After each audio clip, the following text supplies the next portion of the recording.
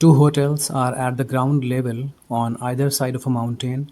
On moving a certain distance towards the top of the mountain, two huts are situated as shown in the figure. The ratio between the distance from hotel B to hut 2 and that of hut 2 to the mountain top is 3:7. Okay, तो ज़रा figure देख कर समझते हैं क्या बोला गया है। बोला गया था कि ग्राउंड लेवल पर दो होटल्स हैं, तो प्लीज़ आप देखें ये ग्राउंड लेवल है। इस ग्राउंड लेवल पर आपको दो होटल्स दिख रहे हैं, hotel A and hotel B. I hope ये क्लियर हो गया। ओके, फिर बोला गया है कि अगर हम थोड़ा सा डिस्टेंस ऊपर की तरफ बढ़ें तो थोड़ा सा डिस्टेंस ऊपर की तरफ बढ़ने पर आपको दो हट्स दिखेंगी। दिस इज़ हट 1 एंड दिस इज़ हट 2। ये दो हट्स मिल रही हैं, ये भी क्लियर हो गया। ओके, जैसा इस फिगर में दिखाया गया है उस तरह से हमको समझना है। आई होप ये इतना क्लियर है। आगे बढ़ते हैं। फिर बोला गया है कि the ratio between the distance from hotel B, देखिए ये होटल बी है एंड दिस इज़ हट 2। तो बोला गया है कि ratio between the distance from hotel B to hotel hut 2, hotel B to hut 2, hotel B ये रहा एंड हट 2 ये रहा। ओके, उसके आगे बोला गया है एंड दैट ऑफ हट 2 टू माउंटेन टॉप। ओके, हट से माउंटेन का डिस्टेंस एंड होटल बी से हट 2 का डिस्टेंस, इसका रेशियो दे दिया गया है। रेशियो है 3:7। ओके, आप प्लीज़ उस लास्ट सेंटेंस को पढ़िए। लिखा हुआ है the ratio between the distance from hotel B to hut 2। हम होटल बी से हट 2 पर आए एंड देन हमें हट 2 से माउंटेन टॉप पर आना है। तो हट 2 ये है और माउंटेन टॉप ये है, तो इसका रेशियो 3:7 गिवन था। मतलब अगर ये 3 है तो ये 7 होगा। आई होप ये क्लियर हो गया है, ठीक है ना। तो चलिए, तो अभी हमारे पास इन्फॉर्मेशन जो है ना उसके हिसाब से देखें। अगर आप माउंटेन टॉप से इन दोनों हट्स को मिला लें तो ये एक ट्रायंगल बन रहा है। ओके, एंड अगर माउंटेन टॉप से इन दोनों होटल्स को मिला लें तो ये एक अलग ट्रायंगल बन रहा है। ओके, चलो इस ट्रायंगल का कुछ नाम रखते हैं। ये तो ए है, ये तो बी है।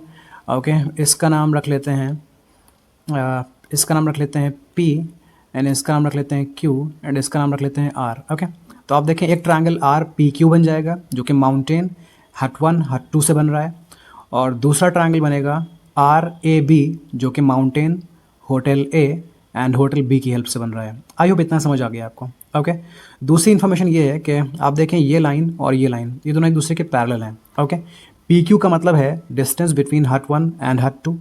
ए बी का मतलब है डिस्टेंस बिटवीन होटल ए होटल बी।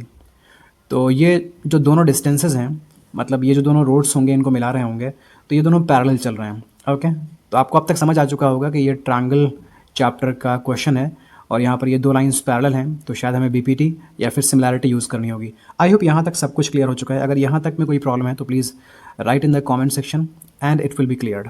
ओके, अब चलते हैं क्वेश्चन की तरफ। तो इसमें 5 पार्ट्स पूछे गए हैं, तो हम फर्स्ट पार्ट पर आते हैं।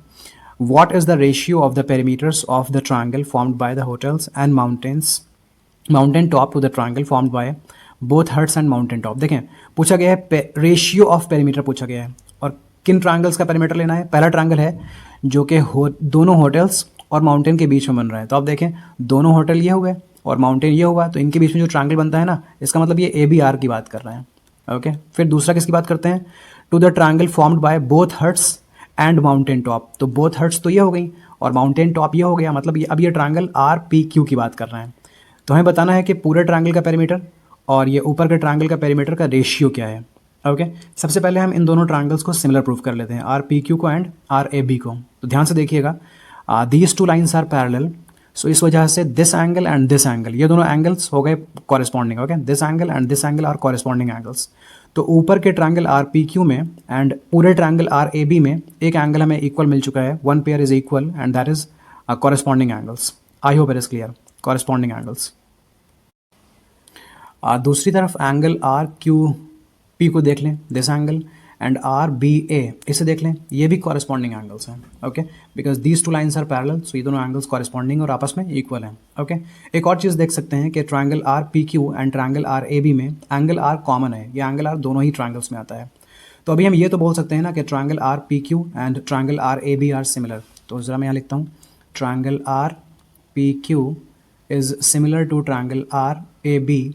हमें दो एंगल्स इक्वल मिल गए थे इसलिए ट्रायंगल सिमिलर है। ओके, आपको 3 एंगल्स दिखाने की ज़रूरत नहीं है सिमिलैरिटी के लिए, 2 एंगल्स भी इनफ होते हैं। अगर आप चाहें तो तीनों एंगल्स भी लिख सकते हैं। ओके, तो अगर ये दोनों ट्रायंगल सिमिलर हैं तो आपको पता होना चाहिए कि जब दो ट्रायंगल सिमिलर होते हैं तो इनके पेरीमीटर का रेशियो और इनके कॉरेस्पॉन्डिंग साइड्स का रेशियो इक्वल होता है। ओके, फिलहाल पहले मैं कॉरेस्पॉन्डिंग साइड्स का रेशियो लिखता हूँ।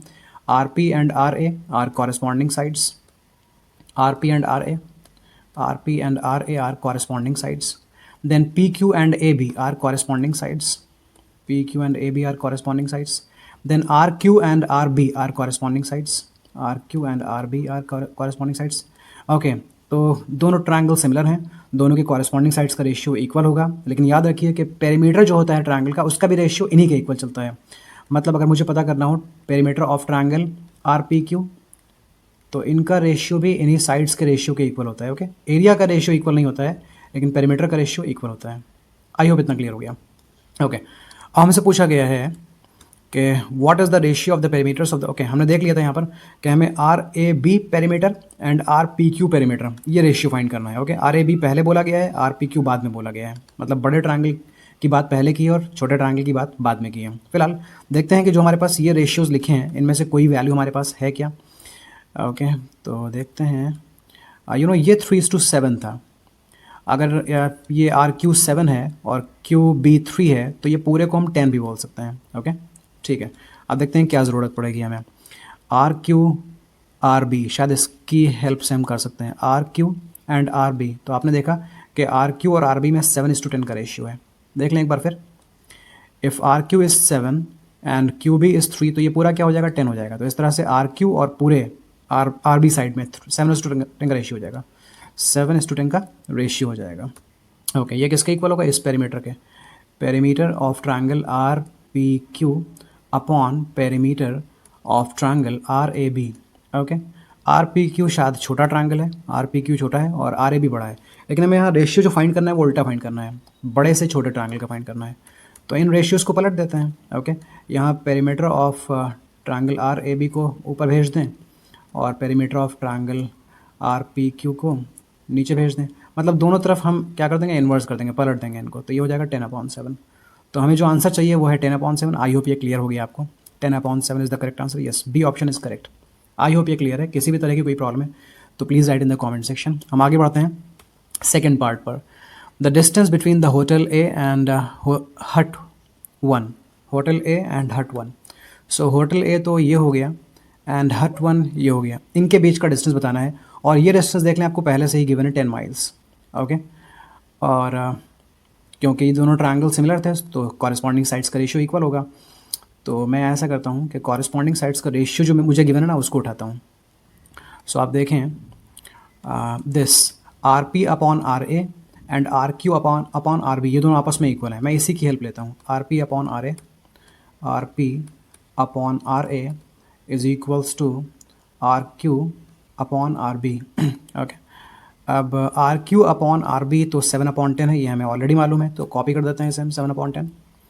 RP अपॉन RA, क्या हमें RP की वैल्यू मालूम है, RP की वैल्यू है 10 माइल्स। ओके, 10 माइल्स लिखते हैं यहाँ पर, 10 माइल्स। एंड RA की वैल्यू तो हमें मालूम नहीं है। चलिए सॉल्व करते हैं। तो RA into 7 is equals to 10 into 10 100 हो जाएगा। तो RA की वैल्यू हो जाएगी 100/7। ओके, ये RA की वैल्यू हो गई। ओके, अगर इसको मैं डिवाइड कर लूँ, इससे डिवाइड करने पर मुझे मिलेगा लगभग 14.29 माइल्स। ओके, तो आप देखें RA की वैल्यू है 14.29 माइल्स एंड RP की वैल्यू है 10 माइल्स। तो आप इस RA में से RP को सब्ट्रैक्ट कर दें तो आपको A से P का डिस्टेंस पता चल जाएगा। A मतलब होटल A एंड P मतलब हट 1। तो होटल A से हट 1 का डिस्टेंस फाइंड करने के लिए हम RA में से RP को सब्ट्रैक्ट करते हैं। ओके, तो डिस्टेंस फाइंड करने के लिए हम RA में से RP को सब्ट्रैक्ट करते हैं, ये हो जाएगा 4.29 माइल्स। तो ये है आंसर। आई होप ये क्लियर है आपको। देखते हैं करेक्ट ऑप्शन गिवन है। Yes, this C is the correct option. I hope ये क्लियर है। चलिए आगे बढ़ते हैं। If the horizontal distance between the hut 1 and हट 2 इज़ 8 माइल्स। ओके, हट 1 एंड हट 2 के बीच का डिस्टेंस है 8 माइल्स। कहाँ है हट 1? ये है हट 1 एंड दिस इज़ हट 2। इसके बीच का जो डिस्टेंस है वो दिया हुआ है 8 माइल्स, 8 माइल्स दिया हुआ है। ठीक है जी। अब पूछा क्या गया है, पूछा गया है then the distance between the hotels के बीच डिस्टेंस कितना होगा। चलिए बता सकते हैं इसको। हम यहाँ से ये रेशियो उठा लेते हैं, PQ upon AB is equals to RQ upon RB। P Q upon A B is equals to R Q upon R B, R Q upon R B. तो R Q upon R B तो आपको पहले से ही मालूम है कि ये है 7/10, तो आप इसकी जगह लिख दें 7/10। एंड पी क्यू की वैल्यू उन्होंने दे रखी है 8 माइल्स, तो 8 लिख दें। ए बी की वैल्यू फाइंड करनी है आपको, तो A B into 7 is equals to हो जाएगा 80, तो ए बी की वैल्यू हो जाएगी 80/7। इसे सिंप्लीफाई करेंगे हम तो 11.43 माइल्स मिलेगा अप्रॉक्सीमेटली। ओके, तो देखते हैं 11.43 माइल्स कोई ऑप्शन है। Yes, B option is correct. चलिए अब चलते हैं नेक्स्ट पार्ट की तरफ, which is fourth. If the distance from mountain top to hut 1 is 5 miles more than that of distance from hotel B to mountain top. Okay, ध्यान से देखिएगा, mountain top से हट 1 के बीच जो डिस्टेंस है, माउंटेन टॉप हट 1, माउंटेन टॉप ये रहा एंड हट 1 ये रहा, इनके बीच जो डिस्टेंस है वो किसी से 5 माइल्स ज़्यादा है। किससे ज़्यादा है उसके लिए हम दोबारा पढ़ते हैं इसको। More than that of distance from hotel B to mountain top, hotel B to mountain top, hotel B ये रहा, माउंटेन टॉप ये रहा। तो ये जो भी डिस्टेंस है ना माउंटेन टॉप से होटल बी के बीच, इससे 5 माइल्स ज़्यादा है ये डिस्टेंस माउंटेन एंड हट 1 के बीच का। तो ऐसा करते हैं कि इस डिस्टेंस को हम x मान लेते हैं। अगर ये डिस्टेंस x है तो ये डिस्टेंस उससे 5 ज़्यादा है, तो ये हो जाएगा x+5। समझ आ गया ना आपको? माउंटेन से होटल बी का डिस्टेंस x मैंने मान लिया है, और उन्होंने बोला है कि माउंटेन से हट 1 का डिस्टेंस उससे 5 ज़्यादा है, तो वो x+5 हो जाएगा। ओके, अब ज़रा आप देखें x+5 की वैल्यू 10 आपको पहले से पता है कि x+5 10 माइल्स है। ओके, तो चलो सॉल्व करते हैं। x+5 की वैल्यू 10 माइल्स है, तो इस तरह से x की वैल्यू कितनी हो गई? x की वैल्यू हो गई 5 माइल्स, क्योंकि 5 उधर जाकर सब्ट्रैक्ट हो जाएगा, तो x की वैल्यू 5 माइल्स है। ओके, मतलब अभी आपको ये पता चल गया कि ये पूरा R से B का डिस्टेंस 5 माइल्स है। ओके, अब दूसरी बात आप यहाँ पर ये देखोगे कि R Q and R B का रेशियो 7/10 है, ये हमारी हेल्प करेगा। R Q upon R B 7/10 है, R Q upon R B 7/10 है। ओके, आर क्यू की वैल्यू तो हमें मालूम नहीं है, लेकिन आर बी की वैल्यू ये 5 माइल्स आ गई है, क्योंकि हमने आर बी फाइंड किया। आप देख लें, आर से बी का डिस्टेंस आपने फाइंड किया है, वो है 5 माइल्स। तो आप इसको 5 से रिप्लेस कर दीजिए, 5 इज इक्वल्स टू 7/10। अब आर क्यू की वैल्यू हो जाएगी 7/10 मल्टीप्लाइड बाय 5, ये हो जाएगा 35/10, मतलब 3.5 माइल्स। तो 3.5 माइल्स कोई ऑप्शन है? Yes, A option is correct. I hope it is clear. ठीक है ना, चलिए चलते हैं लास्ट पार्ट की तरफ। What is the ratio of the areas of two parts formed in the complete figure? तो दो पार्ट्स की बात हो रही है, दो ट्रायंगल्स की बात नहीं हो रही है। मतलब एक ये पार्ट है एंड एक ये पार्ट है, इन दो पार्ट्स का हमें रेशियो बताना है, इन दोनों पार्ट्स के एरियाज़ का रेशियो बताना है। तो पहले हम इस ट्रायंगल और पूरे ट्रायंगल का रेशियो पता कर लें, उनके एरियाज़ का रेशियो पता कर लें, बाद में इन पार्ट्स का ही पता कर सकते हैं। तो एरिया ऑफ ट्रायंगल, ये ऊपर का ट्रायंगल क्या है? आर पी क्यू ट्रायंगल है, R P Q triangle. Area of triangle R P Q upon area of triangle R A B, ये पूरा ट्रायंगल है। अगर आपको इन ट्रायंगल्स का रेशियो, इन ट्रायंगल के एरियाज़ का रेशियो फाइंड करना है, तो जो इनके साइड्स का रेशियो था, साइड्स का रेशियो देख लें आप, 7/10 था ना, तो उसी 7/10 को स्क्वायर कर देंगे हम। ओके, एरियाज़ का जो रेशियो होता है वो साइड्स के रेशियो के स्क्वायर के इक्वल होता है। तो आप देखें, area of triangle R P Q upon area of triangle R A B हो जाएगा 49/100। ओके, तो 49/100 का मतलब ये होता है कि अगर इसका रेशियो 49, अगर ये 49 है तो पूरा कितना होगा? पूरा 100 होगा। अब आप सोचिए कि अगर ये एरिया 49 है छोटे ट्रायंगल का, और पूरे ट्रायंगल का एरिया 100 है, तो पूरे ट्रायंगल के एरिया में से ये ट्रायंगल सबट्रैक्ट कर देंगे ना, तो आपको इस तरफ का एरिया पता चल जाएगा, ये हो जाएगा 51। समझ पा रहे हैं? हमें रेशियो मिला 49:100। 49 रिप्रेजेंट कर रहा था इस छोटे ट्रायंगल को, 100 रिप्रेजेंट कर रहा था पूरे ट्रायंगल को, लेकिन हमें पूरा ट्रायंगल नहीं, सिर्फ ये पार्ट चाहिए, जो ये ट्रेपेजियम है ना, ये चाहिए। तो 100 में से हमने 49 को सबट्रैक्ट कर लिया। मतलब इन दोनों पार्ट्स का जो रेशियो है वो है 49 एंड 51। देखते हैं कोई ऑप्शन है? 49, yes, D option is correct. I hope everything is clear. अगर कहीं पर भी कोई कन्फ्यूजन हुआ है तो please write in the comment section, that will be explained. Thank you.